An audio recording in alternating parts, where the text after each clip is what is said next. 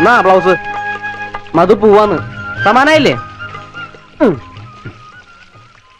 നീ എന്താ കൂടെ പോരുന്നില്ലേ?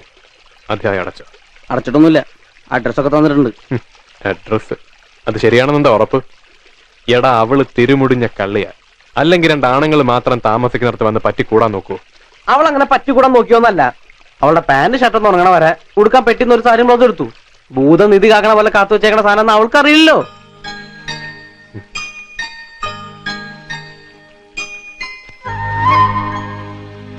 നിനക്കും അവൾക്ക് ഇത് വേറെ ഒരു സാരിയും ബ്ലൗസ് വരയ്ക്കും. പക്ഷെ എനിക്കങ്ങനല്ല. ഇതൊക്കെ എന്റെ ജീവിതം.